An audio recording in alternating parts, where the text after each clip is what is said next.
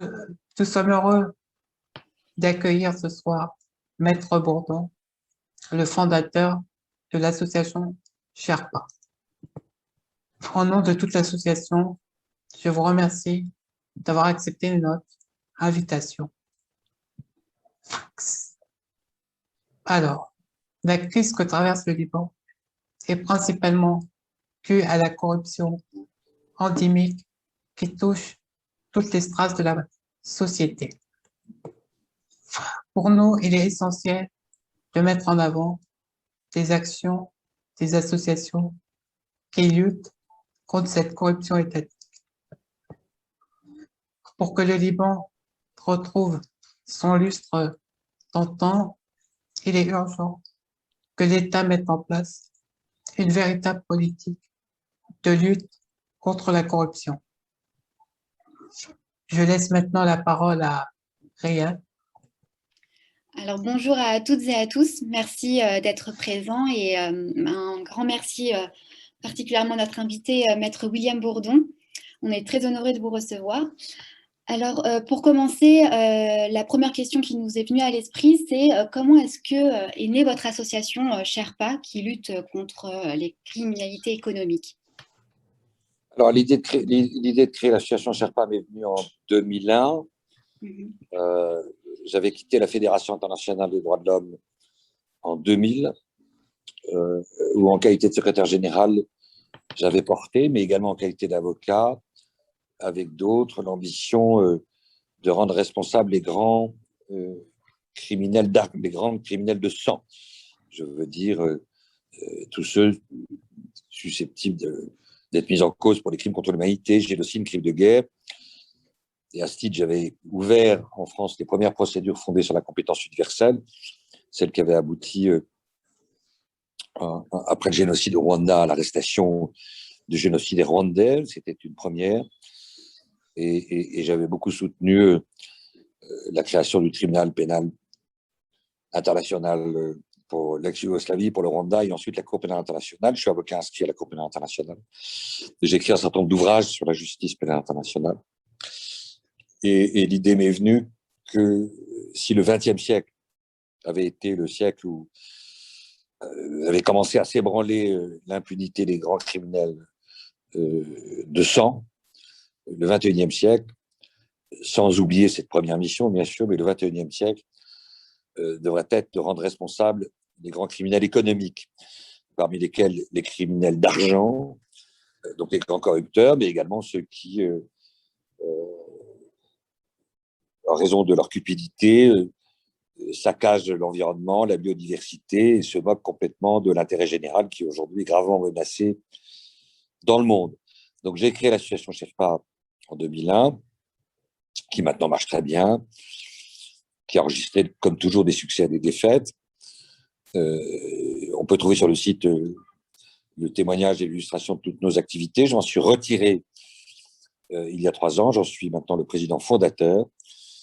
Et j'ai créé une nouvelle association, d'ailleurs, puisque ça devait me manquer de ne pas créer un nouvel outil, qui est une plateforme de protection des lanceurs d'alerte en Afrique, puisque une partie de mon activité est dédiée à la protection des lanceurs d'alerte. Ce qui, d'ailleurs, n'est pas sans lien, évidemment, avec les initiatives que nous avons prises pour le Liban.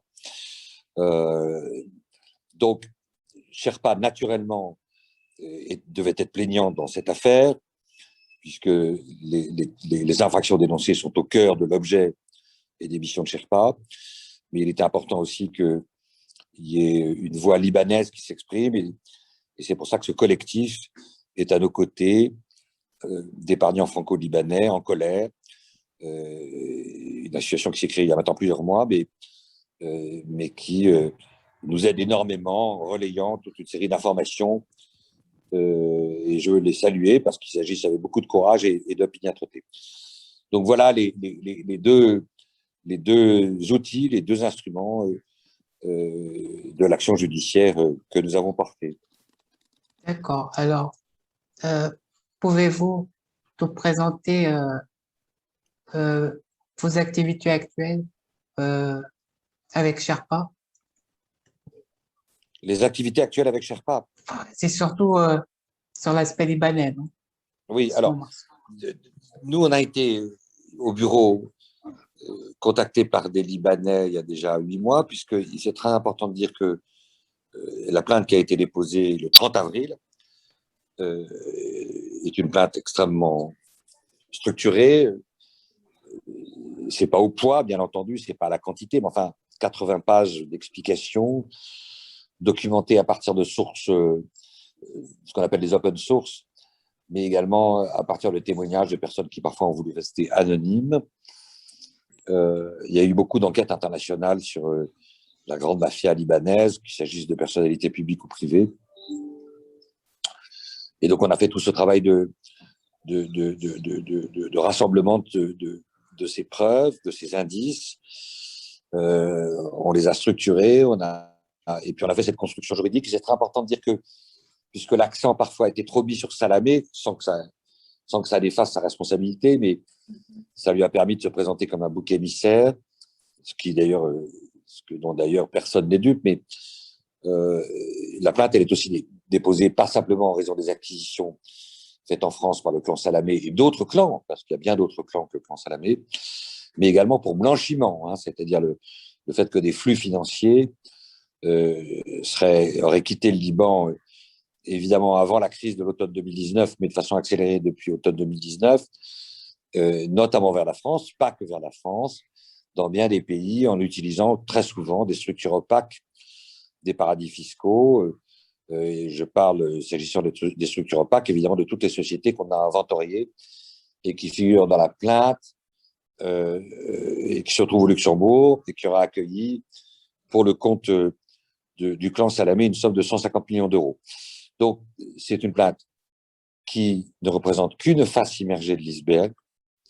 Cette enquête va être une méga enquête. Il y a des tiroirs qui vont s'ouvrir. Ça va être une enquête qui va être arborescente. Il y a une coopération nécessaire entre les différents pays européens dans lesquels vous pourrez se trouver les actifs accumulés par cette mafia, parce qu'il s'agit bien d'une mafia, bien sûr. Ça veut dire l'Angleterre, la Suisse et peut-être demain le Luxembourg, l'Allemagne. Bien entendu, il y aura une demande de coopération judiciaire avec le Liban, peut-être les États-Unis.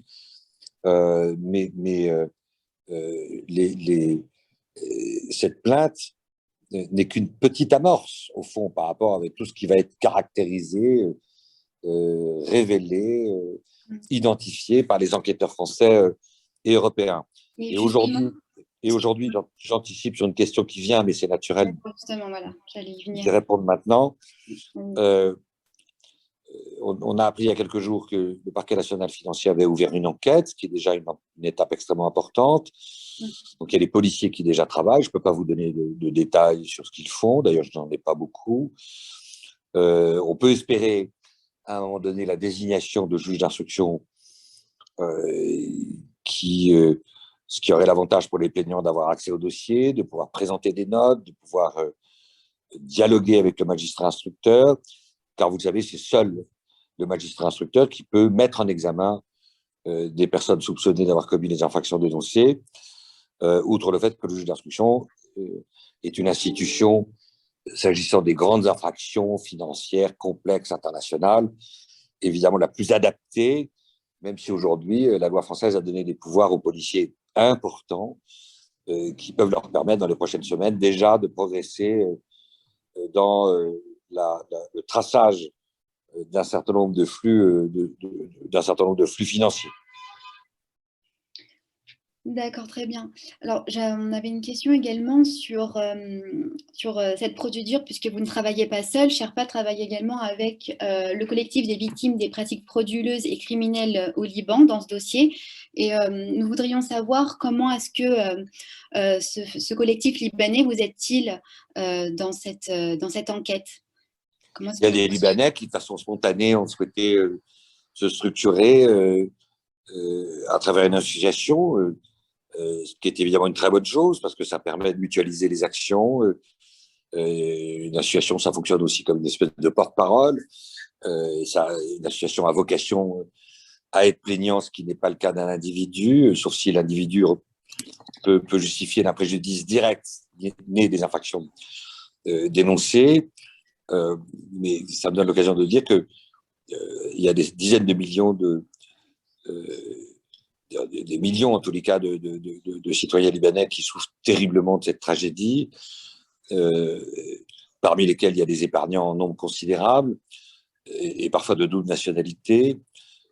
Donc c'est cette voix de ces épargnants spoliés par la corruption et par une fraude généralisée qui s'est exprimée à travers cette coalition qui est composée de gens formidables que je salue et qui nous apportent une aide tout à fait significative et précieuse. Alors, avez-vous fait face à des difficultés ou à des pressions lors de votre enquête? Alors, des difficultés, non, pas vraiment, puisque on a réussi à structurer cette plainte, mais c'était pas simple. C'était pas simple parce qu'il faut faire un travail de collationnement d'éléments très dispersés. Il faut vérifier un certain nombre d'informations. Il faut éviter d'être manipulé. Il faut contrôler ce qu'on vous dit, contrôler les documents qu'on vous apporte. Donc tout ça, c'est un travail assez scientifique, assez académique au fond, et qui demande beaucoup de rigueur et de prudence. Les difficultés, elles ne sont pas au stade de la rédaction de la plainte. Les difficultés, elles peuvent être pour les enquêteurs et pour des juges français et européens de tracer des flux qui parfois se sont évanouis à la vitesse d'un clic de souris sur un ordinateur vers des paradis fiscaux qui éventuellement ne seraient pas du tout coopératifs, même s'il y a de plus en plus de paradis fiscaux qui quand même coopèrent, et même si du fait de toute une série d'accords bilatéraux et d'une pression de la communauté internationale, il devient de plus en plus difficile de ne pas coopérer sur des enquêtes de grande ampleur comme celle-là. Mais non, je n'ai pas subi de pression. Par contre, ce que je vois, c'est que depuis qu'on porte cette plainte, il y a un certain nombre d'articles ici ou là qui essaient de me mettre en cause par des constructions tout à fait artificielles, en expliquant que je suis l'agent du Hezbollah ou je ne sais pas quoi. Écoutez, c'était prévisible, c'était prévu, et très sincèrement, je m'en fous complètement. D'accord, très bien. Alors, une autre question, justement, vous avez parlé des acteurs internationaux. Là, récemment, le 2 mars 2021, l'Assemblée nationale a adopté à l'unanimité une série de dispositions portant création d'un dispositif budgétaire permettant de restituer les avoirs confisqués dans les affaires dites de biens mal acquis aux populations dans les pays d'origine de ces avoirs. Est-ce que vous pensez que cette série de dispositions permettra de rendre aux populations les avoirs détournés des dirigeants corrompus et dissimulés sur le sol français? Alors, c'est une question très, très importante. Au sein de l'association Sherpa, quand j'ai lancé cette espèce de grande saga judiciaire qui s'appelle les biens mal acquis, qui a conduit à la condamnation du fils du président de la République en Guinée équatoriale, Teodoro Obiang, et une peine de 3 années d'emprisonnement avec sursis et la confiscation de ses biens à hauteur de 150 millions d'euros, après une bagarre judiciaire très longue, très compliquée. Évidemment, les avoirs ont été confisqués et a priori doivent revenir au trésor public français. Mais c'est engagé, du fait de cette procédure que j'ai initiée, une réflexion collective avec Sherpa, Transparency International et un certain nombre de députés, au fond fondée sur cette idée que quand des avoirs sont saisis appartenant à des personnes physiques qui ont spolié gravement leur peuple, qui ont méprisé leurs engagements, méprisé la loi, la cohérence, c'est qu'ils reviennent au peuple. Et il n'existait pas de dispositif de cette nature. Donc, toute cette réflexion que nous avons menée, j'ai été entendu par des sénateurs avec d'autres, a conduit à cette loi que vous évoquez, qui doit être maintenant définitivement faire l'objet d'une publication au journal officiel. Enfin, et puis il y a tout un dispositif qui devra être mis en place. Et cette loi, effectivement, crée un dispositif qui devrait permettre, dans l'hypothèse où des avoirs sont confisqués, de revenir aux populations concernées. Alors, ce qui est très important, c'est que dans l'affaire des biens mal acquis africains, l'État du Congo s'était constitué partie civile, il a été déclaré irrecevable. Et vous imaginez ce qu'aurait voulu dire le fait de restituer les avoirs d'un certain nombre d'oligarques congolais saisis ici, de les rendre à Brazzaville.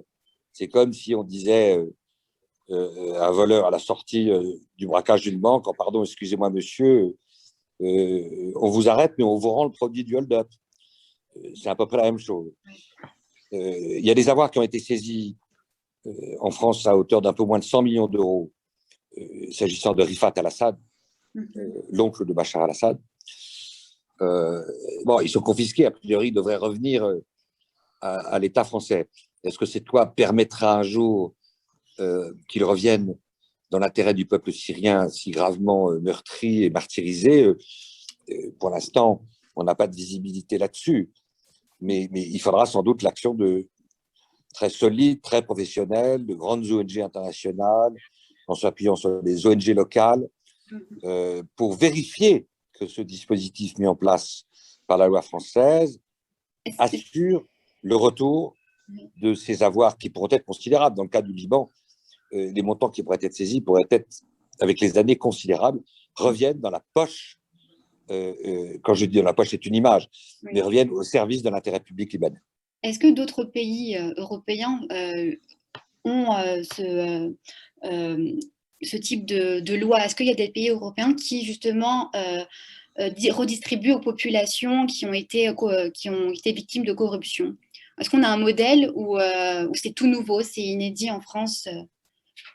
Alors, comme loi, c'est une loi sans précédent, parce qu'il n'y a pas d'équivalent en Europe, mais il y a des mécanismes empiriques qui ont été expérimentés et mis en place en Suisse, où, par exemple, des fonds qui avaient été saisis contre un ancien oligarque d'Asie centrale, l'Ouzbékistan, non, le Kazakhstan, pardon, ont été restitués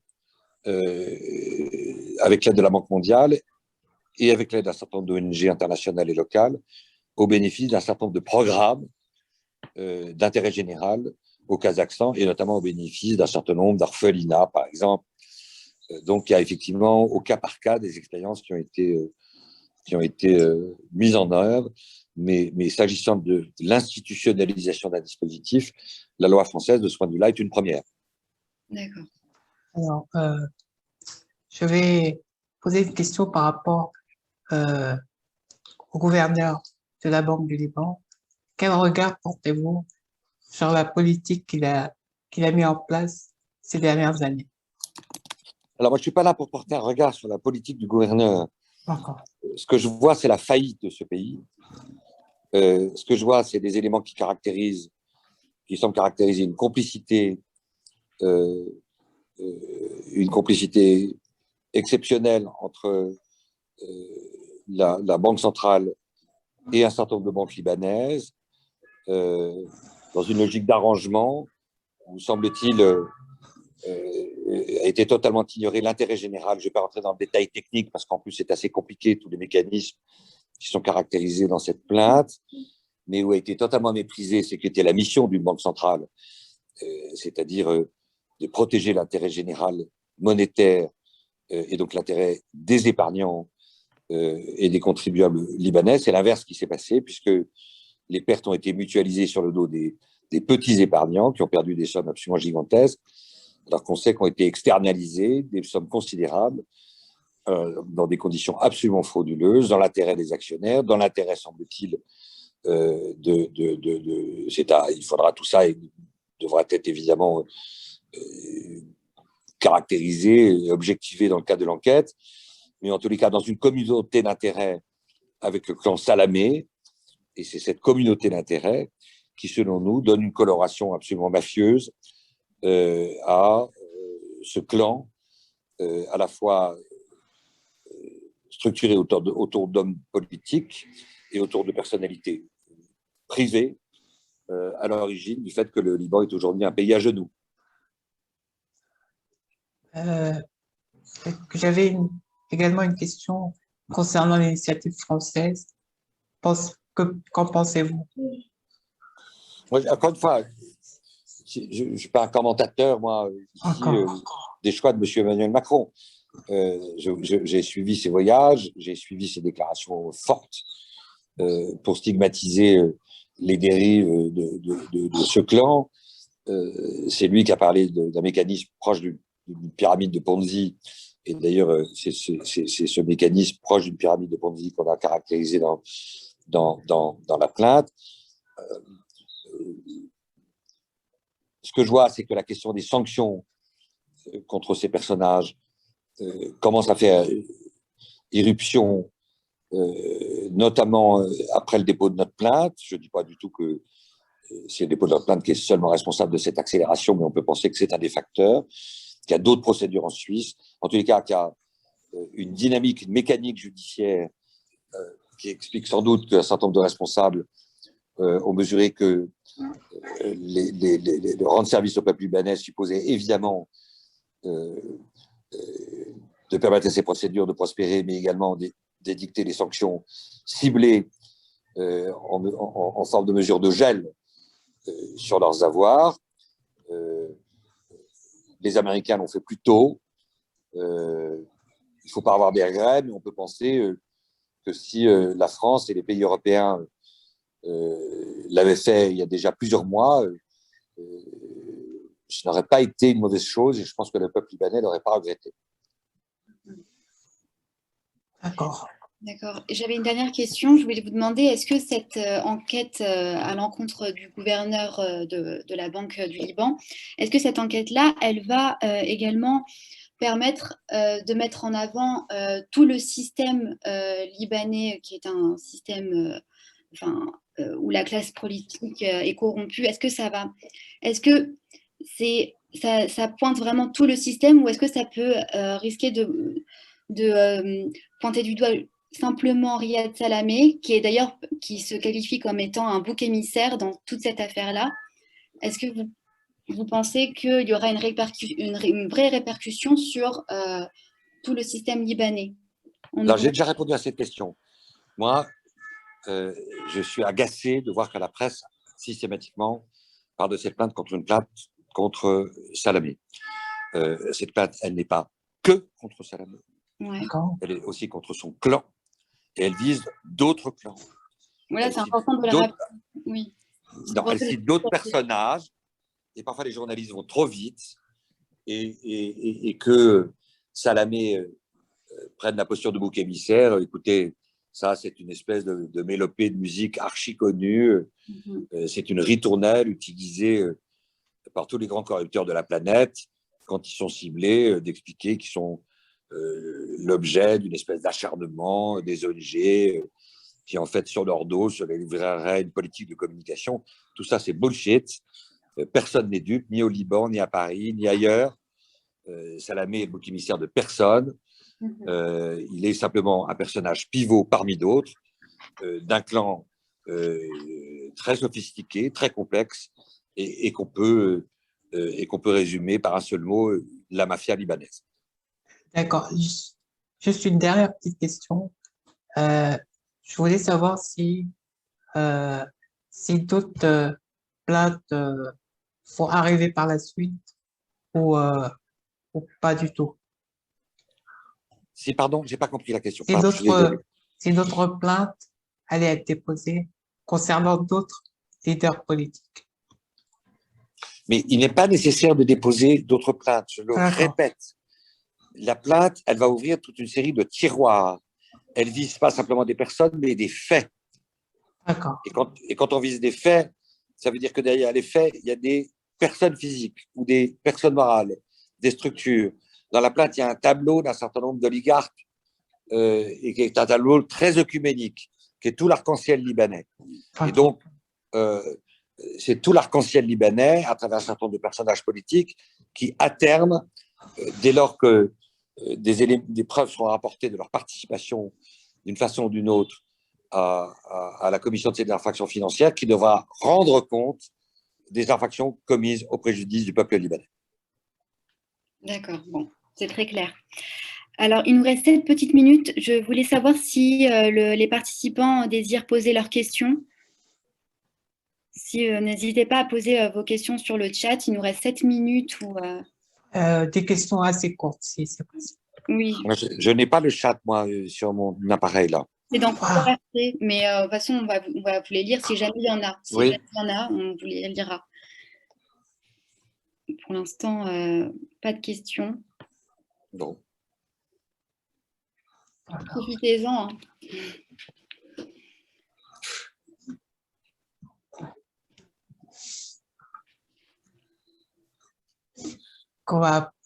Apparemment, pas de questions. Ouais. Donc, Bon, écoutez, merci de votre invitation. merci à vous. On vous remercie merci pour le temps, votre temps votre temps précieux. On vous remercie d'avoir accepté notre invitation. Oui, c'était un Merci vrai à plaisir. vous. Et bonne chance dans pour les actions de votre club. Hein. Merci bien. Merci beaucoup. Au revoir, bon courage. Au revoir, bon courage à Merci. vous. Au revoir. Merci aux participants. Merci.